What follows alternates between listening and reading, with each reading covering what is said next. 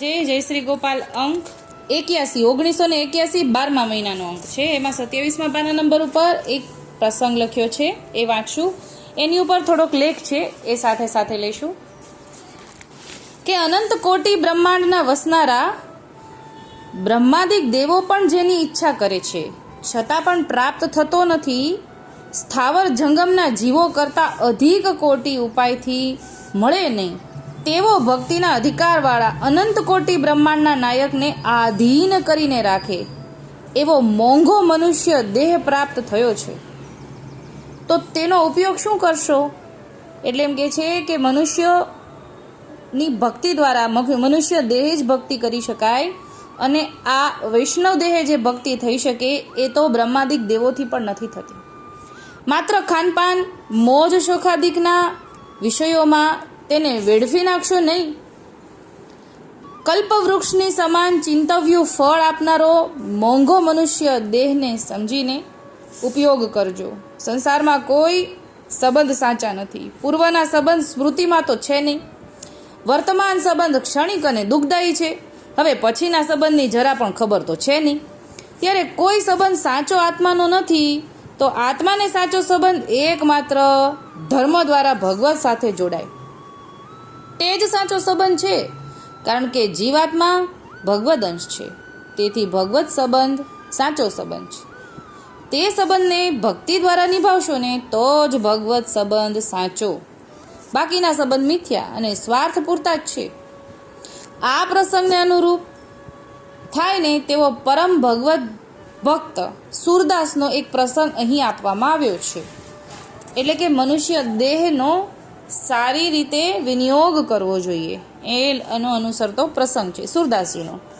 એક સમય ભક્ત સુરદાસજી પાસે એક ભાઈ આવ્યા, વંદન કર્યા, થોડી ઘણી વાતચીત કરી અને વાતમાંથી વાત નીકળતા પેલા ભાઈએ મનોવેદના ઠાલવી। ભક્તરાજ, હવે તો હું આ જીવનથી કંટાળી ગયો છું। ટૂંકી આવદાનીમાં ઘરમાં કુટુંબનું પૂરું થતું નથી। વટ વ્યવહાર તો કરવા પડે, ના કરવું તો રહેવું અઘરું પડી જાય છે। માટે તો હવે આ જીવનને સમાપ્ત કરીને મોતની મીઠી નીંદરમાં પોઢી જવાનું મન થાય છે। આવું પેલા ભાઈ આવ્યા હતા ને એણે સુરદાસજીને કીધું। આ સાંભળી ભક્ત સુરદાસજી ઊંડા વિચારમાં પડી ગયા અને વાતને બીજા પાટા પર લઈ લીધી। પેલા ભાઈને કહ્યું કે ભાઈ, તમે એક મારું કામ કરો, મને ખાખરાના પાન લાવીને થોડાક પાતળું બનાવી આપો કે જેથી મારે પ્રસાદ લેવામાં 2-4 દિવસનું કામ રડી જાય।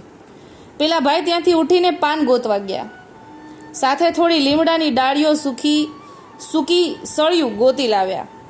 ભક્તરાજ પાસે આવીને પાતળ બનાવવા બેઠા।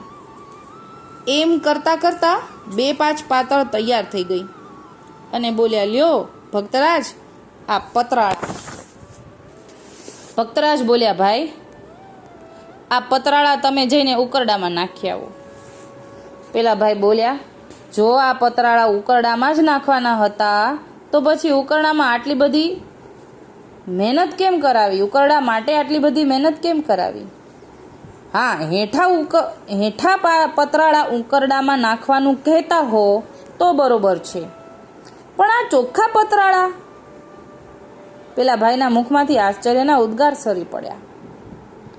હવે બરોબર વાત કાંટે આવી છે એ જાણીને સુરદાસજી બોલ્યા, ભાઈ, તમે તો ખૂબ સમજુ માણસ છો, પછી આવી વાત કેમ કરો છો? તમે તો વાત સમજો છો કે વસ્તુનો બરોબર ઉપયોગ કર્યા વિના એને વેડફી ન નખાય, ખરું ને? એક પતરાળું બનાવતા કેટલી મહેનત પડે? જંગલમાં જઈને ખાખરાના પાન વીણી લાવવા, ઝીણી ઝીણી સળીઓ વીણી લાવવી, પાનને સરખા ગોઠવીને સળીઓ લગાવવી, ત્યારે એક પતરાળું બને। એ પતરાળાને જમ્યા વિના નાખી દઈએ તો મૂર્ખમાં ખપીએ। એમ આ જીવન પણ કોટી જન્મના પુણ્યે જ પ્રાપ્ત થયું છે। આવા દુર્લભ શરીરને એમને એમ વેડફી મરાય ખરું? ભક્તરાજની આ સમજાવટ કામ કરી ગઈ અને ભાઈના હૈયામાંથી આત્મહત્યાની ભાવના સરી ગઈ। અત્યારના સમાજનો એક ભાગ સંસારની પ્રવૃત્તિઓમાં એવો ગળાડૂબ થઈ ગયો છે કે એ જીવનના મુખ્ય આદર્શને જ વિસરી ગયો છે. આજે સમાજનો મોટો ભાગ નાશવંત સંસારિક પદાર્થમાં મગ્ન છે. હું અને મારું ઘર અને મારો વૈભવ, એ સિવાય એમને બીજું કાંઈ સૂચતું નથી. મનને આનંદ આપવો છે, મનને મોજ શોખ નહીં.